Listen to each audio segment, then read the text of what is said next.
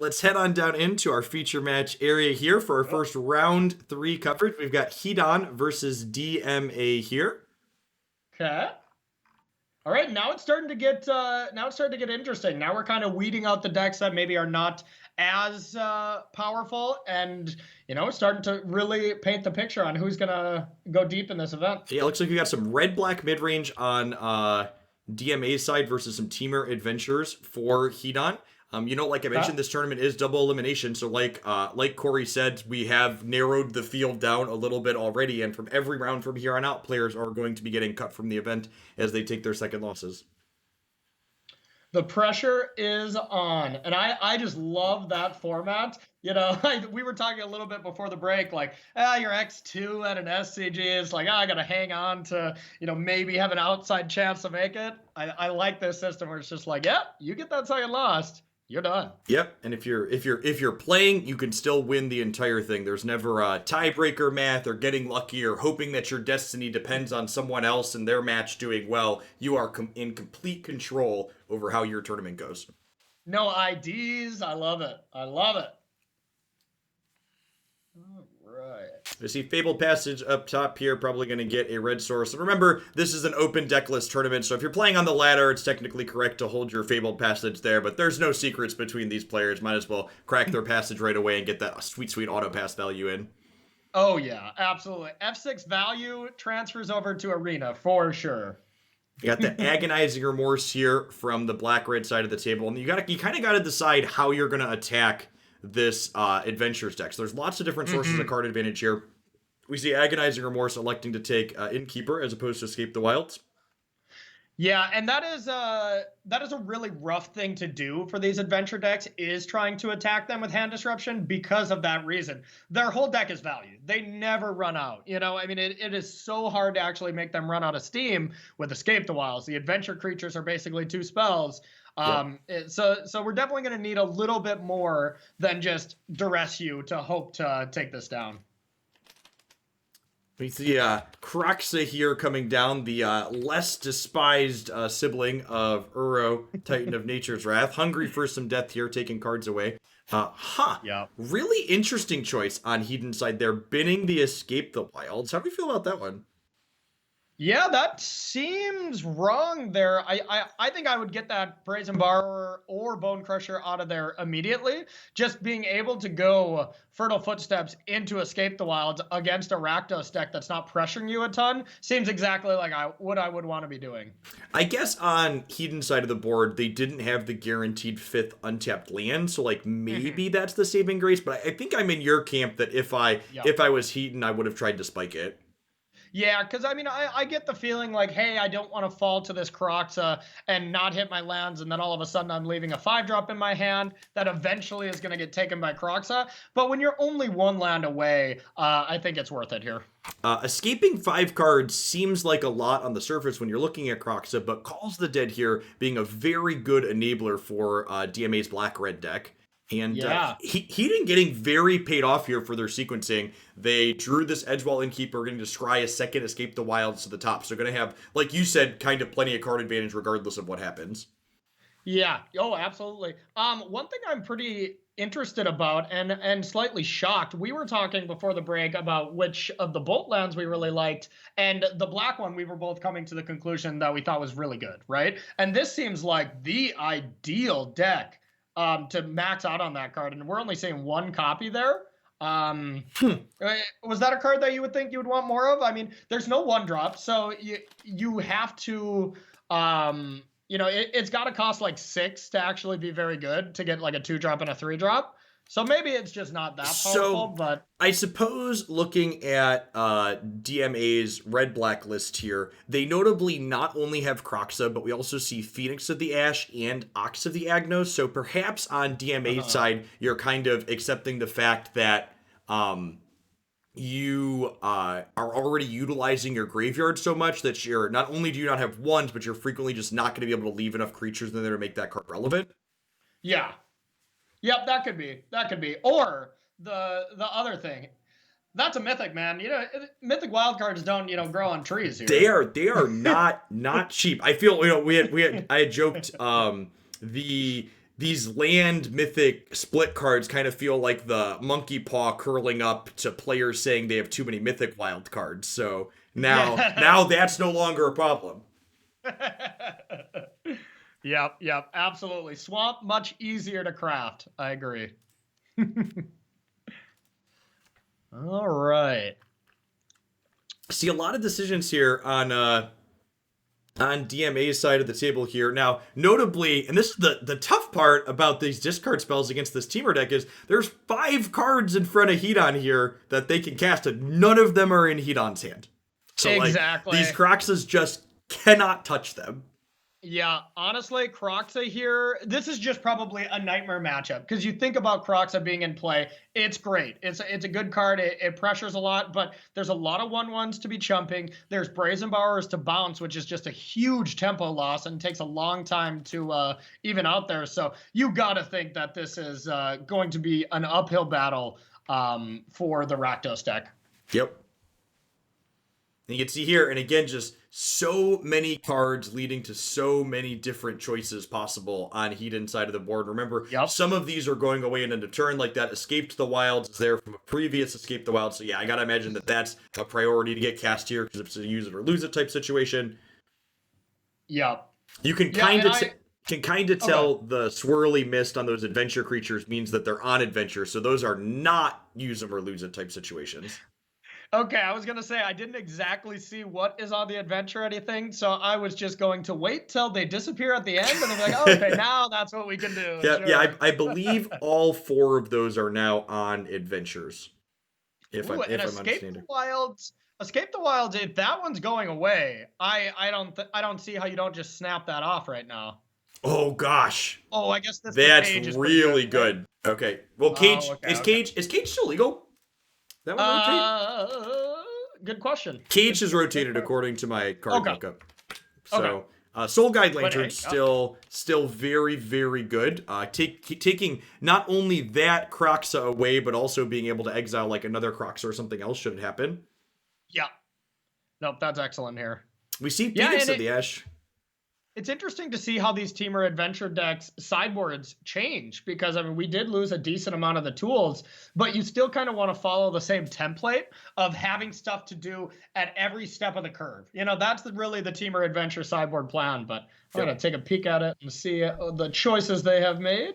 We see Phoenix of the Ash here getting escaped right away. Good sequencing on DMA's part, being able to escape that out there. Mm-hmm. Immediately before the Soul Guide Lantern can pop it away. Kind of in the tank on this Ox. The Ox does still draw 3 cards, but you're not really escaping it anytime soon with the Soul Guide Lantern. So, like, do you actually want to keep this or not is a real question. Yeah, it's still a very powerful card, that's for sure, and just casting the front half is completely fine. So see something really aggressive from our black-red player here on the side of the board, and this is embarrassing. There appears to be some hot singles being advertised on the corner of our stream. I'm really I try to keep things professional around here, but oh wait, we saved it. Don't worry. If you need hot singles delivered directly to your door, Cool Stuff Inc., the sponsor of this tournament, would be happy to deliver them to you. You can use code Jeff5 to save 5% on all of your orders. They're with them. Oh my god. Wow, Jeff. Wow. All right. I just wanted to make sure we keep things under control here, okay? We're a small production team, but we do what we can with what we've got. Wow.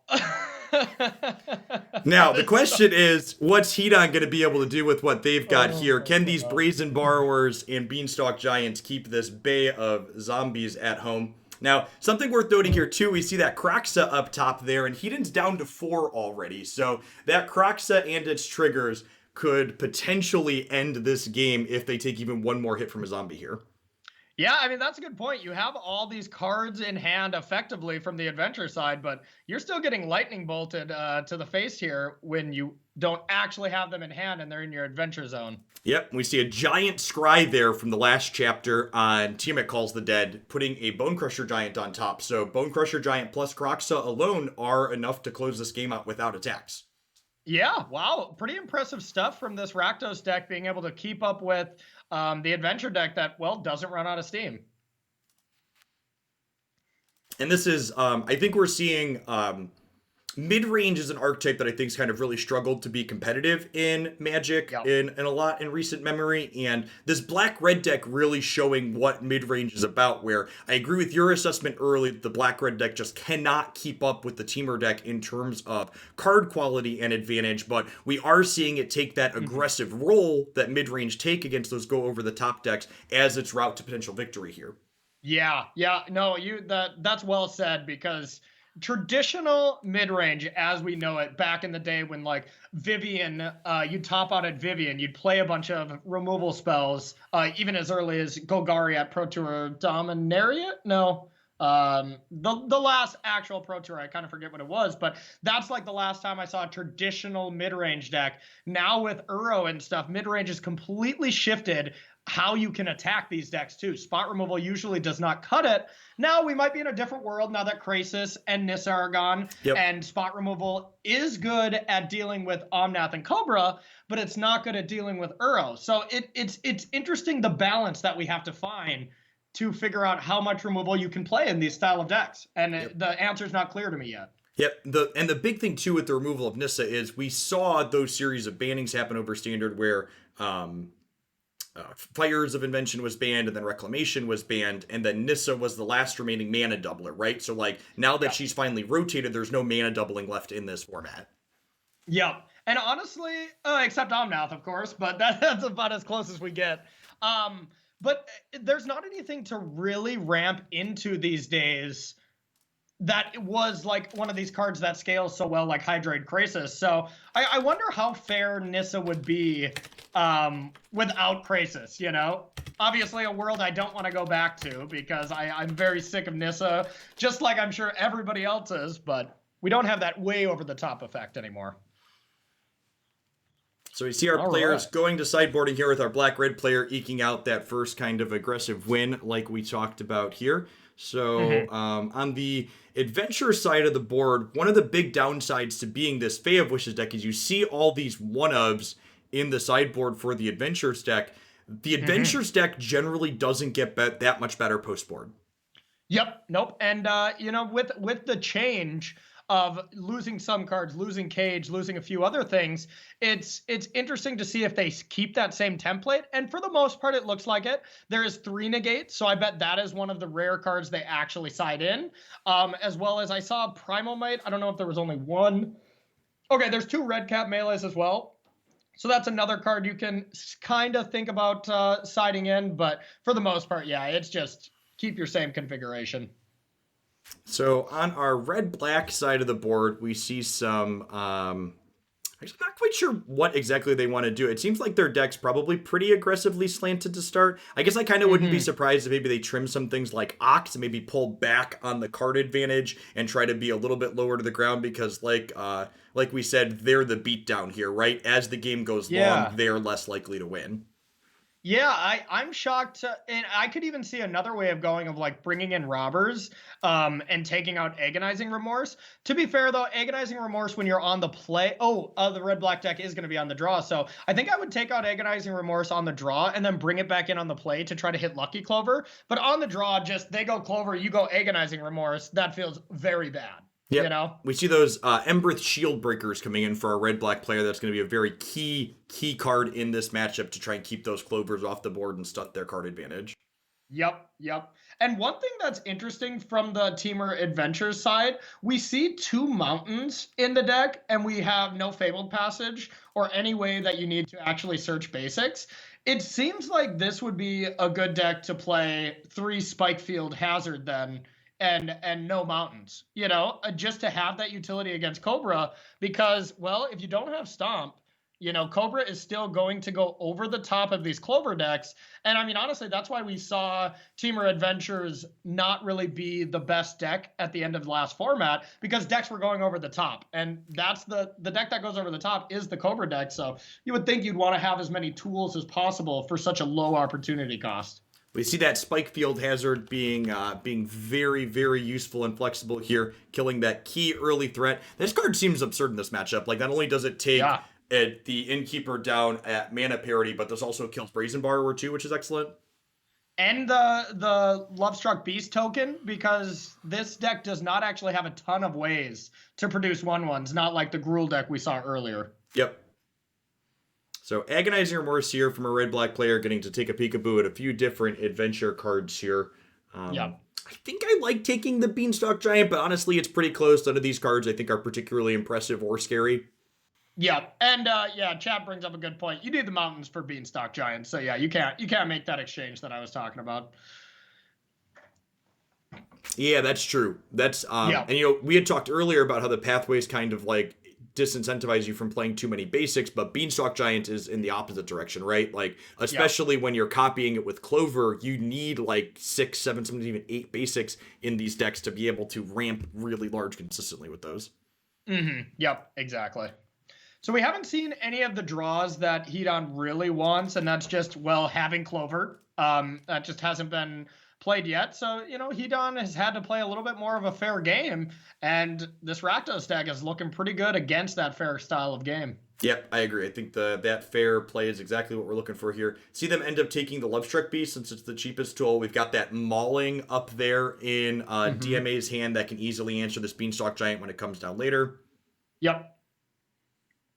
And Rankle to clean up some stuff here. I really like taking the Lovestruck. Oh, wow. That was a nice curve filler. I really love taking Lovestruck Beast here when you have 2 Rankles, because that is the one thing that produces 2 creatures, and you can pretty cleanly deal with everything else. Yeah, that's a really, really good observation. And Rankle here is going to get in and basically just be like a hit you for 3 Edict, right? Like we can just trade our stuff off.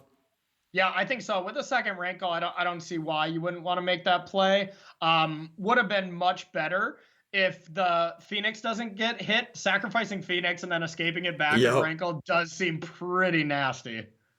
Okay, we see a little bit of a different line here, just using to chew away at Hedon hand, which I think that's probably pretty reasonable. Like, they have the Lovestruck Beast, or the Beanstalk Giant waiting in the wings, so like taking cards out of their hand means they're less likely to have lands to cast that down the line. Yeah, that seems fine as well. And I guess you're winning this race and you have a removal spell for Bone Crusher already. So yeah, that's a perfectly fine line. Yeah, the Phoenix gets to escape this turn here too. So like you're going to have 6 flying haste power in the air. The Fae of Wishes is potentially scary on the other side of the board, but you don't know that's coming just yet. I wonder... how does Hedon know that that's coming? What am I missing here? Oh, Temple. Temple came down. Oh, okay. Gotcha. I was like, I do not see any way that he would know, but that makes sense. I wonder if we'll see them sacrifice here or not. You're winning the race in the air pretty handily. Yeah, I kind of like the no triggers there, just like keeping both of your flying threats around. So this is spicy. Granted, for just double red cap melee here is excellent. It is. Yeah, you get to kill the Phoenix, and then you get to trade a land to kill the Wrinkle. And... You're down a land and 2 away from Beanstalk Giant at that point, but I think that's kind of okay. We could also see Red Cap Melee plus the Soul Guide Lantern here. Okay. Like we could kill the Phoenix and then exile it and leave them the Wrinkle for now. Sure. That seems reasonable. I think it's really risky to leave Rankle around here. I think... we have Primal Might. Okay. Oh, okay. So this means we have to give up our... Giving up your Bone Crusher instead of a land? Yep. Which means you're closer to your Beanstalk Giant happening. Yeah. The timing on this melee seems loose.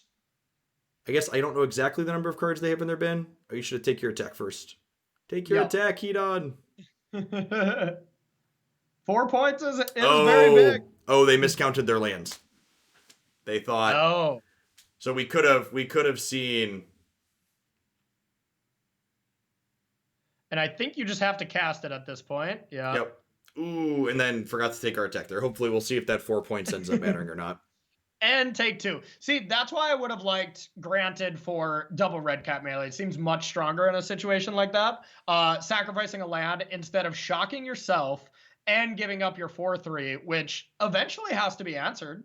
there's plenty of ways to do so, but it seems like a little bit better of a play. Kroxa, again, not getting any cards out of Hedon's hand, but taking away really important life points as we're getting down to 4 now. Yeah, this is getting scary here, and these Phoenix of Ash just at any moment coming down is very threatening. Yep. Okay, Lovestruck Beast is a pretty good pickup here. Let you stabilize the ground nicely. The Fae of Wishes is, let's say, pseudo stabilized in the air. It takes a pump to get through it at least. Phoenix of Ash comes back as a 3/3, right? Yeah, and then notably you can pay 3 mana to pump it up. That's a good one to put up on screen for folks at home too. Gotcha. Ooh, that was a spicy draw. I like that. The trouble with Shield Breaker here is if you're Shield Breakering, you don't get to escape Kroxa or Phoenix. Yeah. You can Calls the Dead. Is it just escaping Kroxa this turn? Like the Kroxa puts them to 1, right? Yeah. And then if they don't draw a spell, they die? And if they do draw a spell, they just have to discard it and still chump block it. Yeah, so I think I would snap off the Kroxa here. Just a really tough threat to deal with when your opponent's kind of already in the abyss, in just top decking. Now, of course, something nice off the top can get you out of this like another Granted, but... Well, I was going to say Brazen Borrower could do it, but that's not true, right? Because if you bounce the Kroxa, they still just replay it the following turn, and the Enters Play trigger will get you. Exactly, yeah. I think this is looking...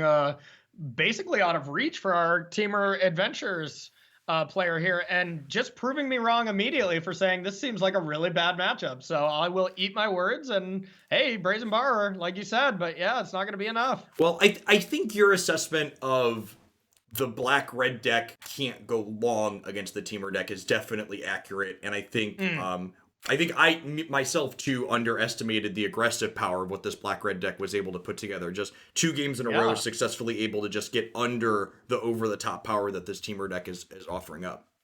Yeah, no, I really like the look of this style of deck, and gives me some hope, because I think about right now, you just kind of, when you're getting ready for this format, you have to put yourself in a mind space of trying to beat the best deck, right? So, and we're pretty confident that it's the Omnath to start, and it actually seems pretty good against that. Like, you have a lot of early spot removal for their very powerful creatures, and then, you have stuff that goes over the top as well, and you can drain out their hand pretty quickly. So I'd be interested to see how that matchup works. Yeah, and I assume if DMA keeps winning for the early rounds, our coverage picker is intentionally picking around Uro decks, but as the tournament goes on, I'm sure we'll eventually be whittled down to the point where those are in most of our matches. For those of you that are just joining us, remember this is a double elimination tournament, so every round that we are watching, these players are still live to win the entire tournament, but each round we will be losing players from the event as they accumulate their second losses. Really heads up play here from Hedon, just recognizing, hey, if I make that Brazen Borrower play, I die to it coming back. At least this way, if you prevent enough cards from being escaped, you can, deal with Kroxa here. Now, granted, Timurad is the perfect follow-up here, but... Yep, that Calls the Dead, again, just being key in fueling those Kroxa escapes.